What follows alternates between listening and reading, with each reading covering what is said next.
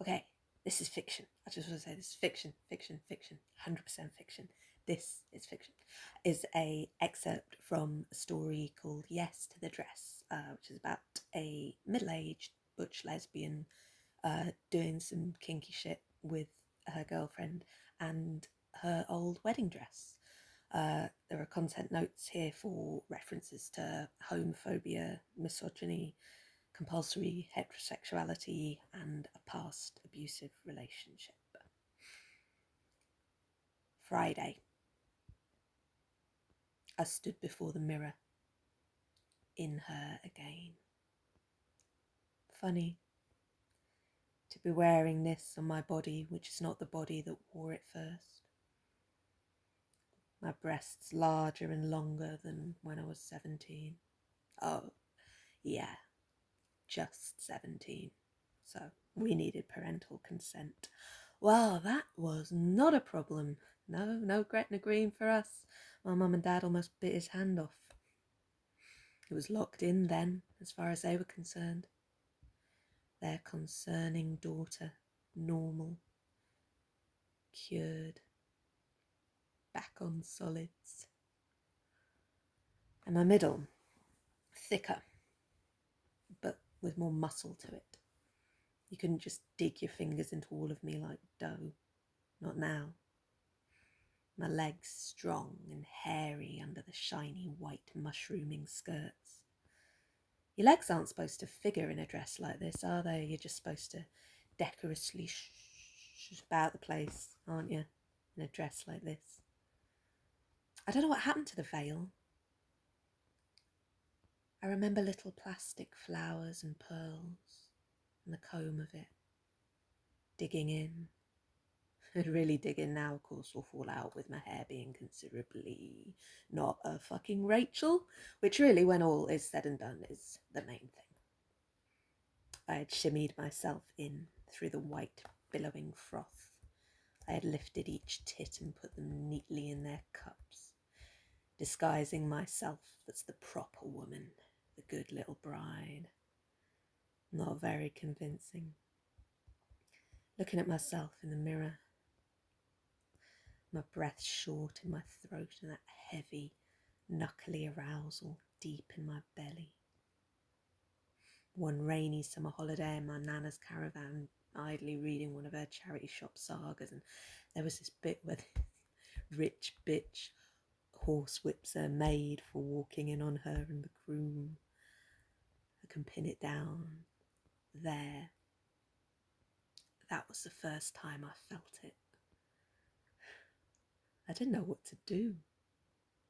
I ran outside over the dunes down to the beach with the rain beating down and everything.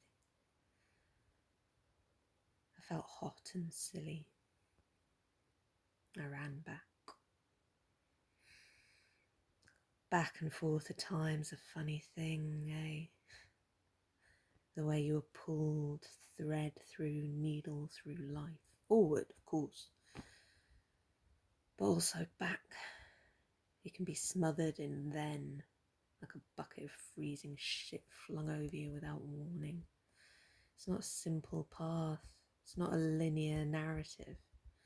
That's what people want, isn't it? An established order. Salt, tequila, lime. Not you have to eat 5 limes with a spoon while jets of salty tequila are fired into your eye at random intervals. Even after I dawned on myself, it didn't seem possible for so long. I felt like a double freak back then. You couldn't talk about it except in the softest, focused and summerest way, spanking, furry handcuffs. I did tentatively suggest that sort of thing to my ex-husband once. He was disgusted. Very squeamish about consensual violence was my ex-husband. Now, safe in the now, I did a twirl. The back of the dress still hung ribaldly open, white ribbons crisscrossing my back. I felt a little sick shiver and I realised I reminded me of a joint of meat all tied up with string. And I call the dress she, and she lives in a dry cleaning body bag. There is death here, isn't there? Death and the maiden, fucking ha. She was the living death I could have been. Was. For far too long. But it could have been longer. It could have been worse. There are women still trapped. My nightmares on one of them. Wednesday night, I had carried her to the bed. I thought of the men carrying Amy Winehouse from her flat with the cameras clicking and chomping all the while. She probably weighed about as much as his fucking frock. I laid the dress down on the bed and laid down beside it. Thursday morning, I woke up next to her, curled round her like a lover, my cheeks sticky against a black bag. Felt a rush of embarrassment and ridiculous tenderness, a sudden, I shouldn't do this. Like I hate it when people proudly say they threw some book they didn't like in the bin. Like, have you not heard of charity shops, you selfish twat? Well, am I not being a hypocrite there? How is this any different? She could have a new life, a nice life, instead of being destroyed in a kinky sex session. I mean, even as someone's Miss Havisham Halloween costume or something, I don't really think she's like, what, cursed, do I? But I do feel like there has to be an end to her. No more tepidity. I have to feel this. I have to let myself feel it and all that follows, all the joy and grief and mess, all kinds of depraved and embarrassing fuck feelings and fuck you feelings. I have to. Fuck shame. Unless it's fuck shame.